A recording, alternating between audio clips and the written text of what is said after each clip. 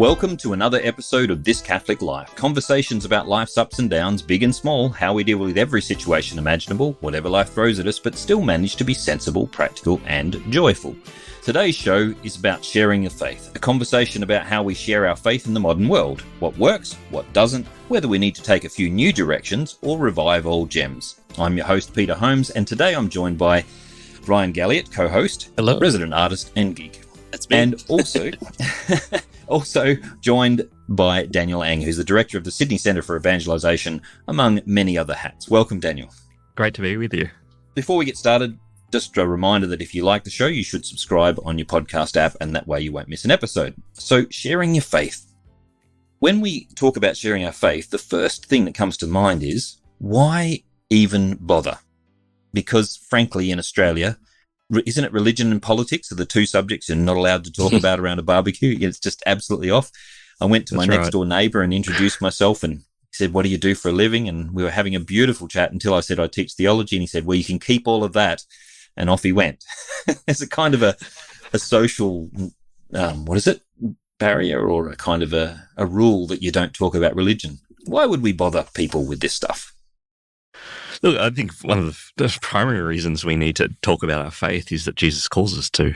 You know, when we look at the New Testament, he calls and forms disciples. And, you know, in our own day, evangelization really expresses our own discipleship in Christ. You know, it's good news. I often think of the grandmothers who have beautiful grandchildren, and they can't wait to show just about everyone the photos of their children or their grandchildren. And it's much like that. If we do believe gospel's good news, then naturally we want to share that with others, and we want to do that with love. We need to do that in a way that's culturally sensitive, that the way that we share the gospel changes. But the other reason, I think, which has really probably been a driving motive for me, has simply been that, you know, we do believe that all humanity is made in the image of God and called to grow in his likeness, and that likeness we encounter in Jesus, who's the face of the Father. And so for that anthropological reason and that salvific reason, we believe everyone is destined to encounter Christ, and you know, we're blessed with being called to share our faith.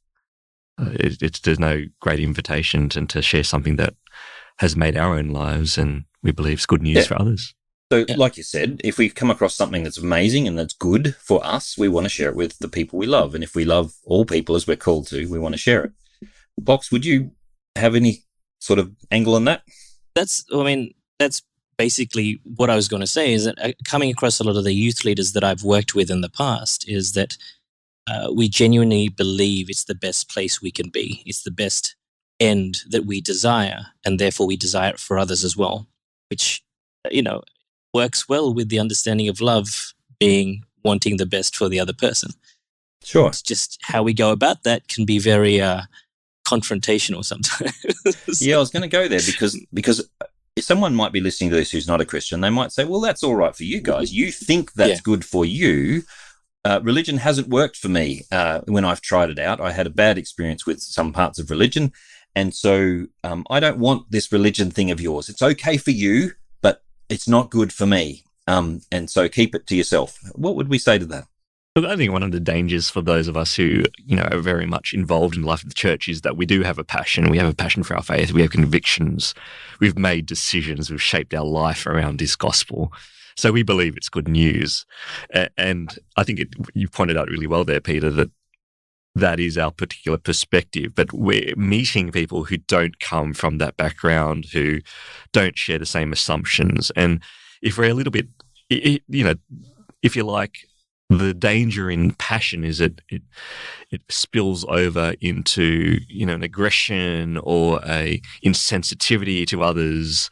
Or it could just be boring. Because the most boring guy in the room is the one that won't shut up about the latest football game and just keeps going on and on and on about it. You go, oh my goodness, give it a rest, son. And basically, if we're the person who rabbits on about Our Lady or about some amazing theology of the body or something for hours and hours, what we've effectively done is put a great big neon sign over our head that says, "Don't talk to this guy about religion." You know. You don't. So, It's not good form to answer questions that people aren't asking. That's It doesn't lead to a great right. conversation. So let's just repeat that. It's not good form to answer questions that people aren't asking. That's right. But I found as well that a lot of the time it's simply being, yes, tactful in your words, but also understanding the person you're speaking with. And I use the word person there particularly because we often see them as the object that we're speaking to or speaking at, really, and not understanding. A potential statistic in my evangelization efforts. And not as a person. And when we do see them as a person, we and try to value them and really love them as people, then we try to speak their language, right? So that person that only ever speaks about football, then analogies are great. Yes, I have a friend like that. I have to use lots of analogies. I'm not sure priests like to be compared to umpires, but that's another story. Can I talk about some experiences I've had growing up in evangelical? They had a particular way of sharing the faith, and they were very, very proactive and out there. And we often look to evangelicals and say, "Oh, they're really much better at it." They were very active, and it was very much a focus of their churches, and they tended to get people in the door. But what I noticed about them is that there's a very, as you said, it's more about the getting people in than actually being a friend to them. And the second thing is that it depends what you're trying to, like what your end game is. Because with Catholics, evangelization is something that doesn't stop. You and I and all of us have to be evangelized constantly. Yeah. We haven't reached the end of the evangelization process. And when we invite other people in, we're inviting them to join us in that process, not as if, once they're in the door, we go, tick, you're saved now kind of thing. That's a big difference. But I remember later on in my life, I was a Lutheran pastor, and I remember sitting at a church council meeting and they're saying, how do we get people in the door?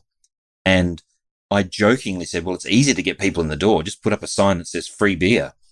The question is whether they come for the right reasons. Now, what scared me a little bit is that several of the people at the table had a serious think about that option. I was using it as a kind of a sarcastic option. They're going, "Oh, that might work." No, stop. We've got to be honest about what we're selling. We've got to be honest about what we're doing. Yeah, that's right. It's not about outreach in any way, and people aren't objects of kind of some ecclesial strategy. They are people like ourselves, and I think if we look at our own journeys, we know that people have shown us grace and love and patience and all those good things that provide us with accompaniment. And just remembering our own story and remembering our own journey of faith it's a good reminder of how we might want to reach out to others. Yeah, and also that we can change in the process. So we're not, there yet. So often I've found that when I'm talking to non-Christian friends, they actually challenge me in ways that are uncomfortable. And I have to think, whoa, okay, I've got to grow in this area and you're helping me grow. And that's also part of evangelization, that I'm being challenged and pushed and closer to Christ, hopefully. In terms of we just joked about the free beer thing, but any kind of coercion or sneaky tactics or, those kinds of things is a little bit dangerous because it actually isn't the way God does things, and it undermines the free will that God has given every person. The only proper way for someone to become a Catholic is by their own choice. Absolutely. And I think that's one of the dangers for us is that, we can turn evangelization into a technique. Right. That's the worst thing you can do with the gospel or a program in some respects. That's right, a program or technique, and everyone's looking for the one thing that can change their parish or their community. But the one thing that's going to change our communities is people making disciples of others and people having great conversation, showing the joy of the gospel, listening well, suffering with, all those dimensions which make a community a community. So, Ryan, I remember a conversation we had last year on the podcast, and you came up with the phrase, you can't give what you don't have. Yes. So you want to expand on that a little bit more? Well, I mean, when I said that, this particular view that faith, and especially the faith that we try to help others participate in, is a relationship. It's our relationship with God. And that's very unique to each person. And yes, there's the capital T tradition, and there's this solid core of our faith that is unchanging. But there's the small t traditions as well, and that gives us an understanding that how we speak to individuals and people merely transmits what we have. And if we don't have that relationship ourselves, then we can't expect them to also develop it. Yeah. But, you know, Aussies there's a in burden of particular our... are really good at smelling a fake. Yeah, that's right. Like, well, there's a we great just burden don't- off we our don't- shoulder when we realize that it's not us that converts, or in inverted commas, converts Yeah. people. It's them in a relationship with Christ. We can help them understand this relationship. Right. And hopefully we can be people that can help them understand what the teachings are, you know, further down the track if they need it. But Yeah. So there was a study done in the US on why people convert, and it looked at a whole range of converts to the faith. Leaving aside the number one reason people became Catholic in that year, which was about 10 years ago, was getting married to a Catholic. So that kind of we're not going to use this as a technique. It just happens to be the most frequent way people come across the church. But that's an example of what you said, Ryan, just on the side, that someone's come into a relationship with someone and they see this as part of their life, an important part of them, and they're attracted to that. And for various reasons, they come into it. But apart from that, the number one reason was that someone had had some kind of shake-up in their life, that something had caused them to question their own beliefs, their own foundations, their own community, and their own, support structures. And they then went looking. What the study showed, though, is that almost nobody converts who is comfortable. If they're comfortable where they are, they don't move. And you can talk to them about all the wonderful things over there, but if they're happy where they are, it doesn't work. But one thing that really stuck out in the study was when they do actually get to that the place of discomfort, they don't go looking for new people by and large. They go to the people they know, they trust, who've been honest and have lived their faith with integrity, and they ask them the questions. And it almost never is someone who's ranted at them. It's always someone who's been patient and kind. Surprise. And good. I mean, I used to run retreats at parishes and youth groups with a team of other people. And you could see the kids at times turn off when we're sharing what the church teaches. But you see people switch back on when you start to give testimonies. And I've had several youth come back to me afterwards and say, hey, I didn't get that other stuff, but I didn't realize that you also suffered this or did this or struggle with this. And it's that imperfection of our own lives and that we still get up and try, boasted by that relationship. When people can identify with the story, they really get into it. Yeah. And stories are powerful. I mean, there's a good reason Christ taught with stories in the Gospels. It was a very wise move. Yeah, absolutely. He knew what he was doing. That's right. And I think that the other part of that is that in terms of witness and testimony, that so many people don't believe that change in their life is possible. Yeah, so there's a kind of hopelessness there, isn't there?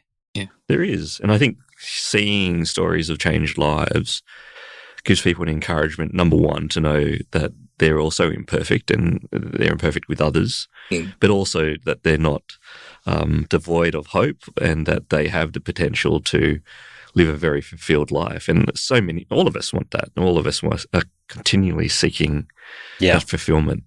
And often when we talk to people, though, that hopelessness is inbuilt in their dialogue. So I've spoken to many, many people about the faith, and I make the mistake constantly of assuming this is the first time they've ever talked about it. But they've had a whole lifetime of conversations with God, either subconscious or fully conscious, and they've usually, if they're not already within the church, there's been not a good conversation. There's been a tension or a rejection there. And often, if it comes from someone who has been raised in any way vaguely Christian, there's a sense of guilt in some way. And every time I've spoken to someone who's outside the church, while I might say something loving and I might say something quite genuine, if it's clearly Catholic what I'm saying, then what they're hearing is you're a sinner. It doesn't matter how well I say it, and so it's almost you almost have to have the kind of friendship that demonstrates you don't think that about them, that you don't treat them that way, before you can even step over certain lines and bring them into that conversation. You need a baseline of trust. Yeah. That's a good line, the baseline of trust. Sorry, Ryan? I think part of that as well, and building the baseline of trust, is being, I'm guilty of this, but being honest enough to say, hey, I don't know that answer. You know, when something comes up, to be honest enough to say, hey, I don't know that. Maybe we can look at that together, you know? Yeah. Or, because it is that journey, it is that relationship. It's not about having all the answers, but helping someone. Another thing that puts, this is a confession time, I'm thinking, oh gosh, I better be careful. The other thing that puts me off a little bit about some Christians is they try and explain, like they defend God rather than me. Now that sounds a little bit weird. I just better explain what I mean.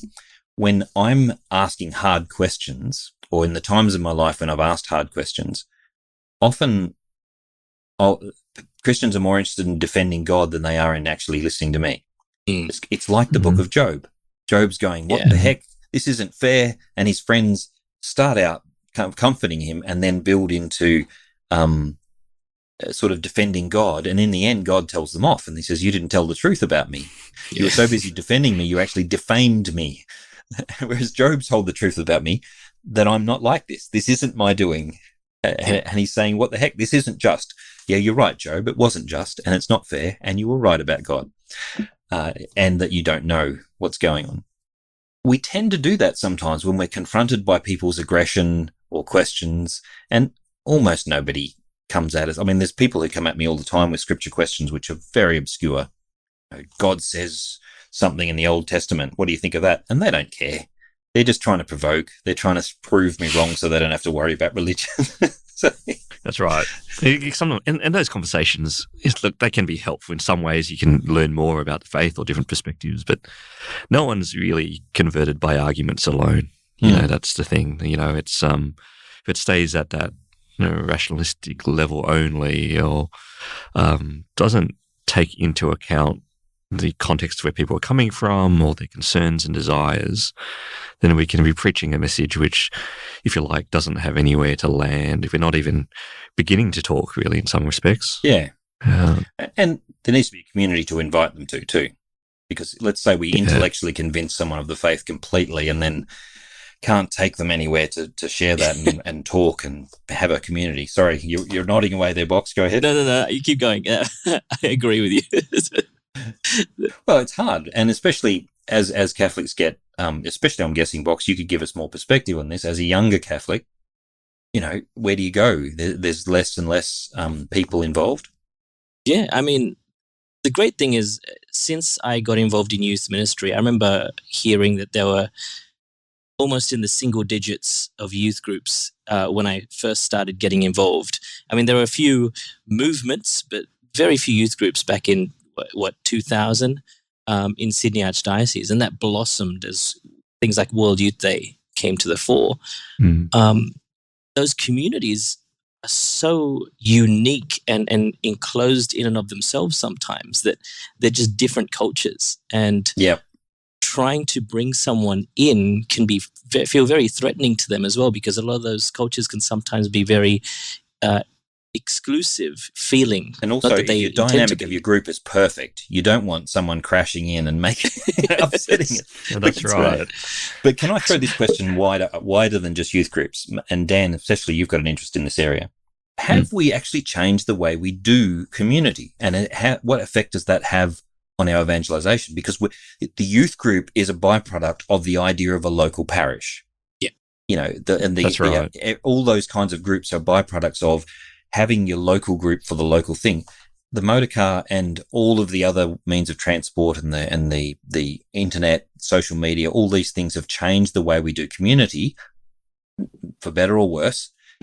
What does evangelization look like now, and what does community look like now in terms of Christian evangelization? There's no doubt that community is the context in which people come to faith, not only come to faith, but are supported. We all need community.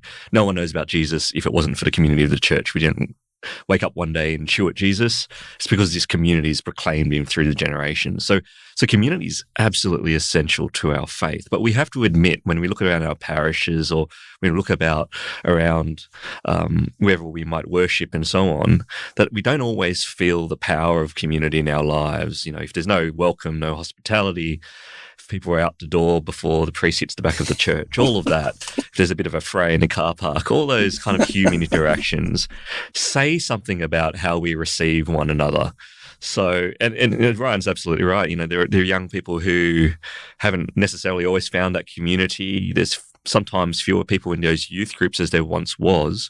And so they're connecting across parishes and regions, deaneries, big World Youth Day events, because our sense of belonging is about the relationship. It's not simply fixed to a venue. The Vatican talks about this thing called the existential parish, in the sense that it's not simply defined by territory anymore. It's about where people feel belonging and nurtured. That's already happening a little bit when you have the Ordinariate, for example, the Anglican Ordinariate, or the Maronites, or the various communities which are based around a ethnic background or a particular liturgy or something like that. And I know the Extraordinary Rite people gather from quite a range of space.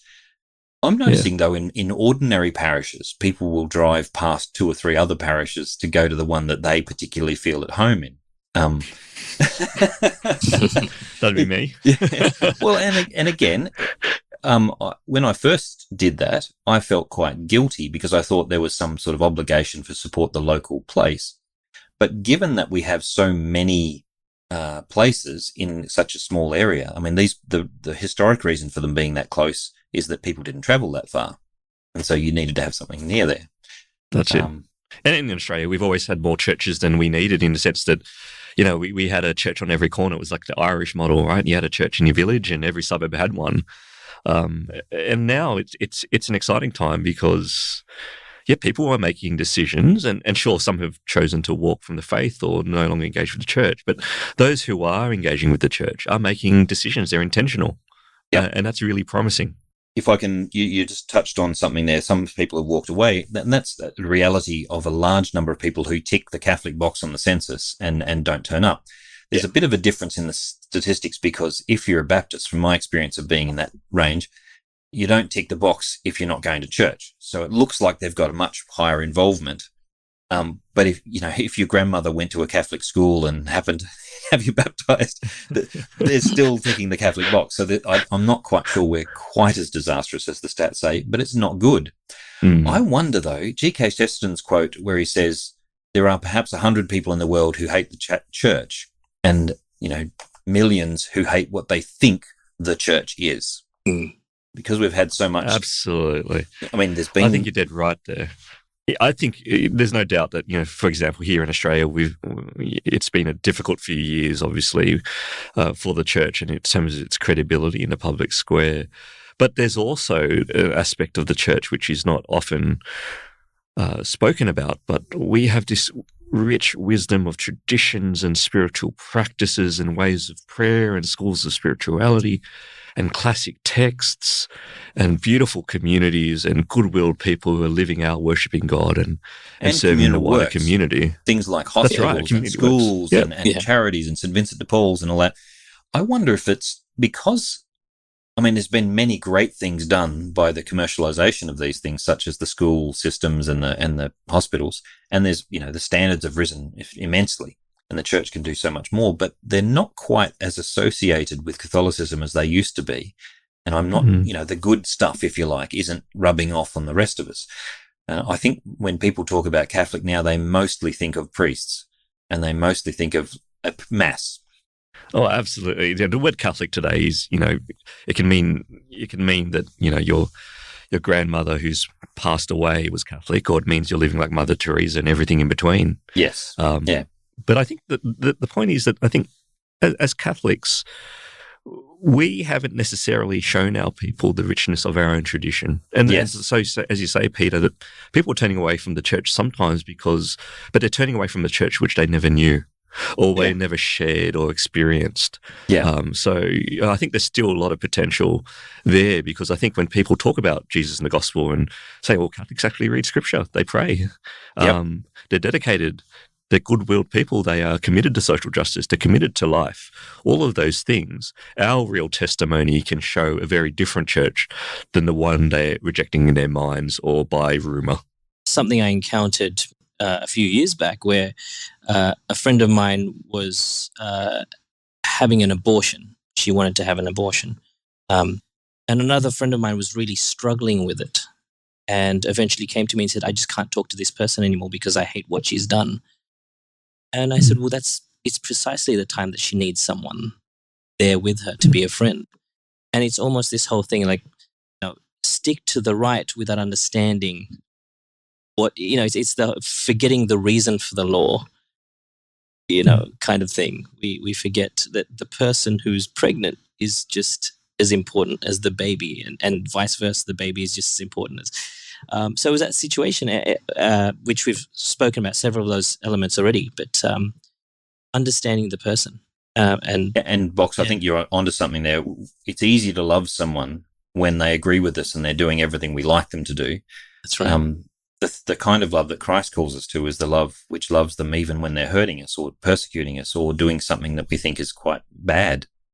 And love doesn't mean we have to emotionally attach to them. It just simply means we need to be just and fair and kind and return good for evil.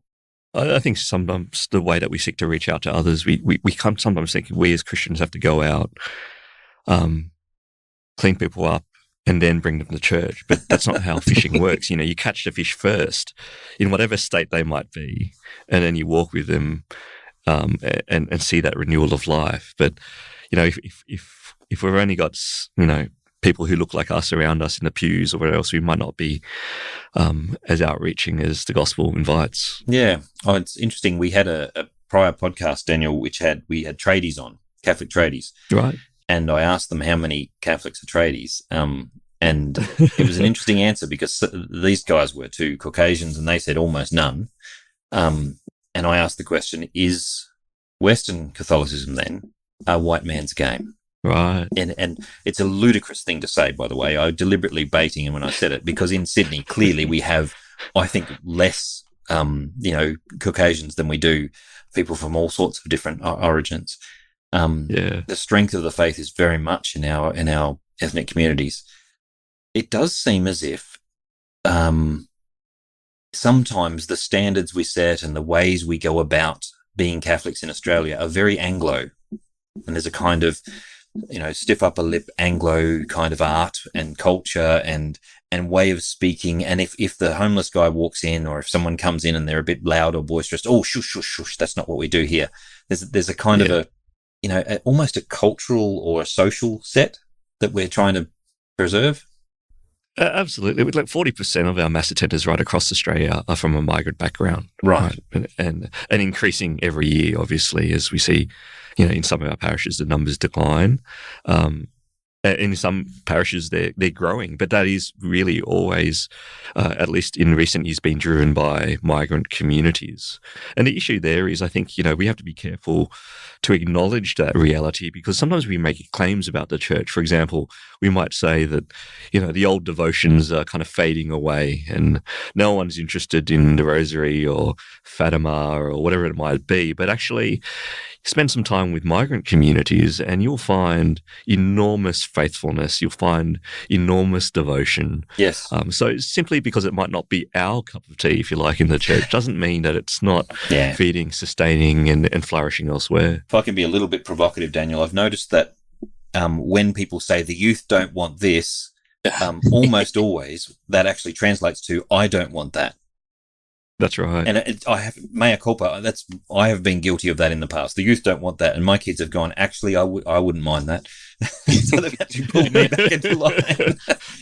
Always dangerous to make yourself the magisterium in some ways, and and that's the thing. There's the other culture which we don't often talk about. I mean, there is migrant culture, ethnic culture, but there's also a culture of ages, right? So as we're getting older, at least I'm getting older, and fast, we look at younger generations and think, well, that's not how I would have done it, or it's not familiar to me, but am I open enough to recognize it is of the gospel and people will find their own way on their own time? And That's it's that true. generosity, which I think is what being Catholic's about, is being recognise that there's more than one way to encounter Christ and more than one way of expressing him. It is true. The trick is to be able to tell which parts are just different and which parts can be destructive, because some of the things that several popes in a row now have pointed out about social media, for example, are valid concerns. You know, the kind of isolation that it can bring about, the disassociation with persons in our, we might treat someone nastily because they're online, but we wouldn't do it in person. In person, Yeah. So we could spot those things and go, hang on, that's not quite how people should be treated. And in some respects, maybe this is a subject for another podcast, but in some respects, evangelization relies on us being a little bit countercultural. Yeah. Mm. But that is probably the topic for another week's podcast. But that's it for this week's podcast. If today's discussion got you thinking or arguing with your podcast device, maybe hang on until you hear the second half of this discussion. But you can subscribe to our podcast at thiscatholiclife.com.au. Check us out on Twitter, Instagram, Facebook, Discord, and you'll find all the shows there. Be sure to write us a review on iTunes if you haven't already done so that other people can find the podcast. This is a uniquely Australian Catholic podcast. We think that's an idea worth getting behind, so tell your friends. Before we go, let's have time for a brief shout-out. Brian. I want to shout out to my friends out there that I haven't seen during COVID period. I hope you're all well. Oh, shout out to my family. Shout out to the communities of the Archdiocese. Hope you're looking forward to the launch of our Archdiocesan mission plan on the 12th of December.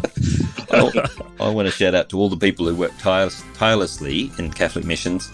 In your own way, you think nobody's noticing you, but they do. Every time I come across someone and ask them about the reason they're even interested in Catholicism, it's almost always because they met someone who was doing something small out of love. So, shout out to you. That's all for now. Thank you for listening to This Catholic Life.